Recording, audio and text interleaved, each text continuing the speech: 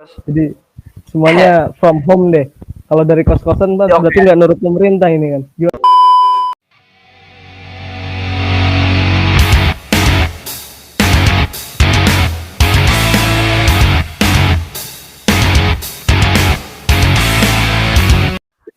Oke. Assalamualaikum warahmatullahi wabarakatuh. Waalaikumsalam Kembali lagi. warahmatullahi. Oke, kembali lagi bersama saya Zainal Ma'arif dan ditemani oleh siapa? Kalau berkenalan, Pres? Nah, Ya. oke, saya Tarik Majid. Torik Majid selaku Presiden DEMA FITK. Oke. Lagi di mana, Pres? Lagi di rumah ini, udah lama kita. Oh, udah ramai ya, gara-gara corona ya, Pres? Di rumah Iya. terus. Jadi semuanya from home deh. Kalau dari kos-kosan Bang, Oke. berarti nggak nurut pemerintah ini kan. Gimana? Karena kita belum ada waktu aja, Pres, mau pulang, Pres. Nah, Oh, gitu aja. keluarga sehat, Pres. Gimana? Keluarga sehat, keluarga. Alhamdulillah sehat semua. Semoga di situ juga Oke. sehat semua ya. Amin. Ngomong-ngomong tentang corona, Pres ya. Jadi gimana ya? Kita ini mau ngobrolin sesuatu, Pres ya, yang terkait corona gitu loh. Jadi karena ente kebetulan kan dari Tarbiyah sebagai calon guru ya, calon pendidik. Amin. Ya Allah. Coba kita sama-sama diedukasikan terkait corona ini gimana, Pres? Kalau menurut pandangan ente, Pres?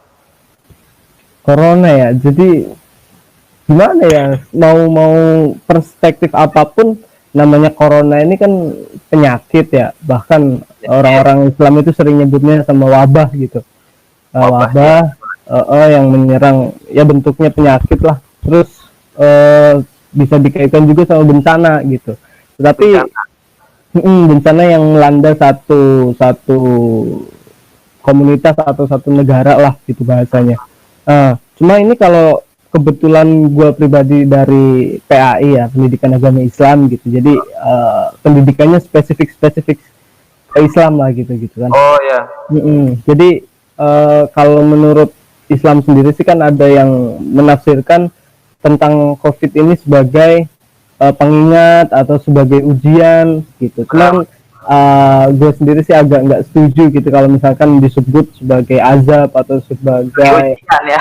Iya gitu kan, sebagai jadi kita husnuzon aja kepada Allah, ya ini salah satu alarm bagi kita, sinyal dari Allah bagi kita untuk bisa introspeksi diri gitu, kira-kira kita dari kemarin itu ngapain aja.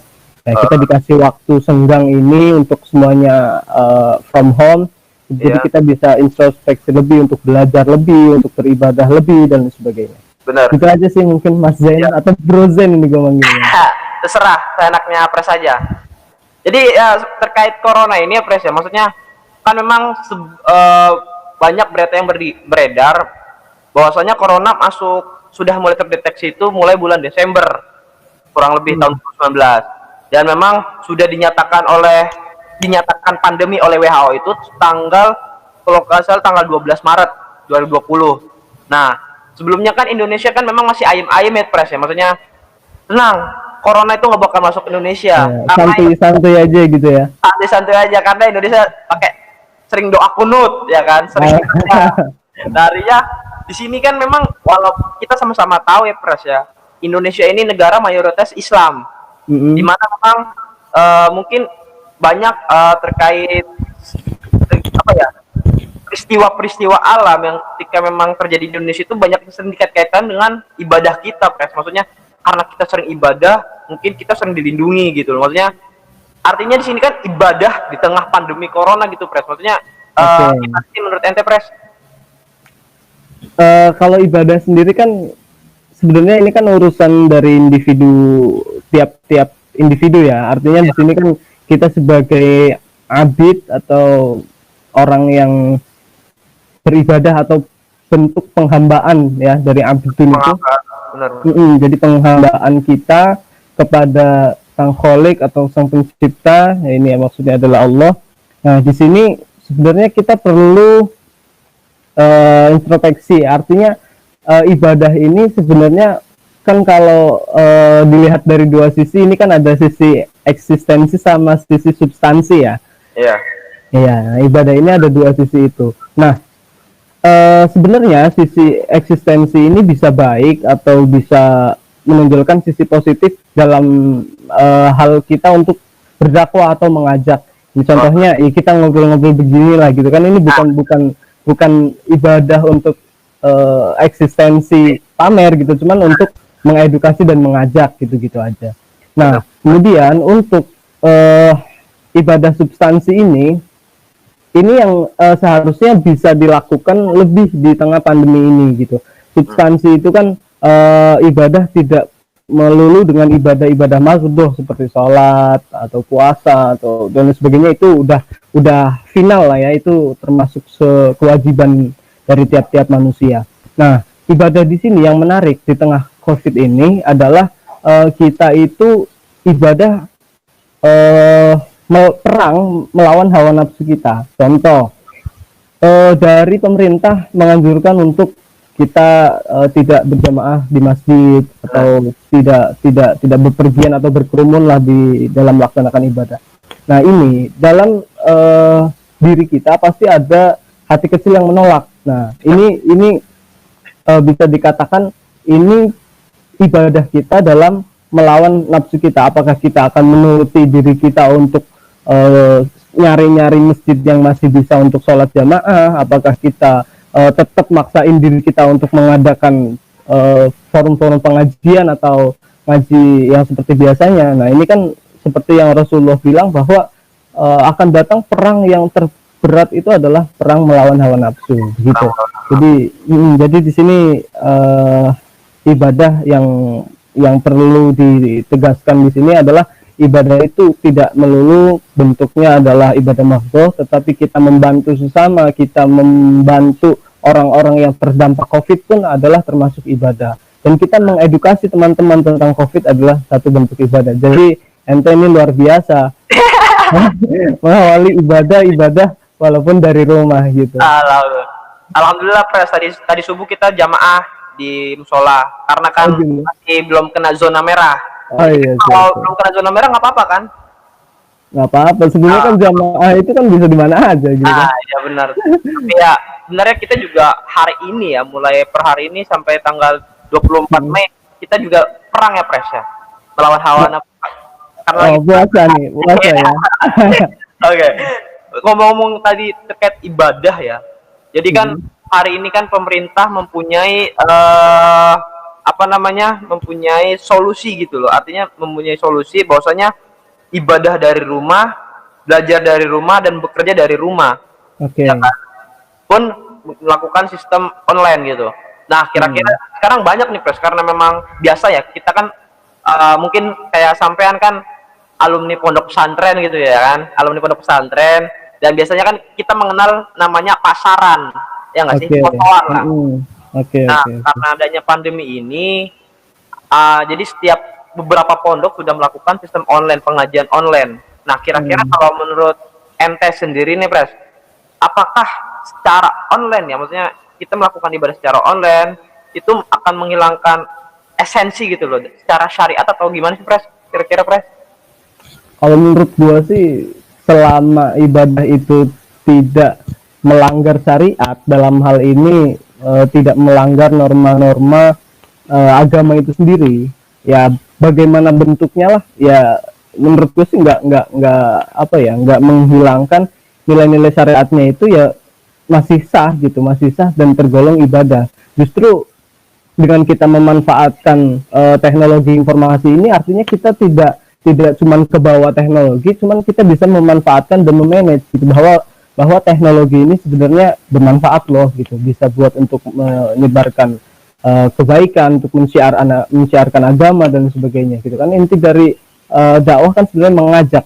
Benar. Gitu kan. Jadi selama itu nggak melanggar nilai-nilai syariat, ya no problem gitu. Contoh misalkan khataman Quran ya, dulu kan kita biasa untuk bentuk-bentuk halakoh gitu kan, baca ada yang kebagian satu juz, cuman di tengah pandemi ini khataman masih bisa kita lakukan gitu dengan ya di list lah Ya di listener. satu-satu, betul. Nah itu kan tidak melanggar nilai-nilai syariat itu sendiri gitu. Yang penting orang yang nulis itu baca, ya insya Allah pahalanya masih sama gitu. Toh melalui media online juga kita masih bisa tatap muka gitu kan. Artinya bahwa ngaji itu harus punya guru, ya gurunya itu ada, cuman karena jarak memang memisahkan gitu ya, jadi ya mau nggak mau gitu kan harus memanfaatkan media. Bener sih. Aku takutnya itu doang, Pres. Jadi ketika waktu itu kan jangan ngaji sama internet gitu kan. Takutnya salah. Maksudnya ya sebagai sekarang internet apa ya? Media ini sebagai wadah lah ya, Pres ya. Wadah kita bermuajah dengan seorang guru. Kira-kira gitu ya. Betul. Kalau kata Imam Malik itu kan kun ibna zamanik gitu. Jadilah kamu anak zaman gitu. Jadi jangan cuman kebawa kita mainan HP mulu gitu, tapi nggak bisa bikin HP itu bermanfaat gitu. Tapi kita harus bisa memanfaatkan. Sepakat, Pres, sepakat. Jadi walaupun dalam keadaan apapun, kondisi apapun, setidaknya kita beribadah lah. Maksudnya harus bisa memaksimalkan ibadah kita selagi kita masih bisa ya. Kira-kira seperti itu ya. Betul. Oke. Jadi untuk pesan teman-teman, Pres, pesan Pres untuk teman-teman gitu. Kira-kira apa, Pres, dalam tengah pandemi ini terkait ibadah corona gitu, ibadah dengan corona, gimana, Pres? Ibadah dengan corona ya. Jadi buat teman-teman semuanya sih, kalau misalkan gue pribadi ngajak ke teman-teman, ya kita apapun lah dalam ibadah ataupun dalam bersosial ataupun dalam belajar, bekerja dan sebagainya ya, semuanya serba dari rumah. Gue tahu sih ini cukup membosankan gitu ya. Cuman jangan sampai kita itu dalam hal ini banyak melanggar atau sehingga justru akan memperlama penyebaran COVID ini. Jadi bahwa kita harus sama-sama tahu bahwa ibadah semuanya bisa dari rumah. Terus kita juga bisa memanfaatkan media informasi, silaturahim pun bisa pakai media seperti ini ya. Kita juga sedang silaturahim gitu kan, masih bisa. Terus untuk work from home gitu, semuanya belajar dari rumah pun udah ada daring-daring yang sudah dibuat sebagaimana yang sudah teman-teman mungkin di tingkat mahasiswa sudah merasakan ada radar UMJKT dan sebagainya, yaitu satu langkah kemudahan lah. Jadi jangan sia-siakan, mungkin kesempatan ini kita akan malah justru mendapatkan waktu yang lebih untuk kita belajar, untuk kita membaca baik itu buku ataupun membaca situasi dan sebagainya. Intinya jangan berhenti belajar, jangan beranggapan bahwa ibadah itu hanya mahdoh saja, cuman terus tebarkan kebaikan ke semua orang. Kita aja sih mungkin ya. Mantap, Pres, sebagai calon pendidik yang top lah emang, Pres ini. Amin. Doain ini. Oh ya, BTW, Pres punya ini enggak IG? Ada enggak? Ada Bang. Apa namanya? Oke, namanya Thorik Majid aja. Oh, Thorik Majid aja. Karena bukan zaman alay ya. Kalau dulu kan mungkin, kalau dulu kan mungkin kita masih ngerasain namanya di sedikit alay, ada yang gede, ada yang kecil begitu ya. Benar. Jadi buat teman-teman nanti boleh follow lah Presiden asal Cilacap. Yoi, keren. Oke. Tapi kita sama-sama ngapak ya. Oh, sama-sama ngapak. Oke, salam ngapak. Durung ngomong baik. Oke, jadi terima kasih sebelumnya Pres atas waktunya. Ya, semoga apa yang kita obrolin hari ini bisa menjadi hal yang edukatif lah untuk teman-teman, khususnya buat saya gitu loh. Artinya untuk teman-teman stay safe dan terus semangat menebar kebaikan, karena kita nggak tahu mana yang menjadi buah kemenangan dari hasil tanaman kebaikan kita. Oke, kurang lebihnya maaf. Assalamualaikum warahmatullahi wabarakatuh. Terima kasih.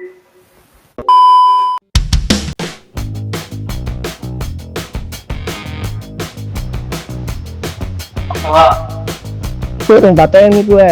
Bisa setting materi ini. Recording. Teh, no.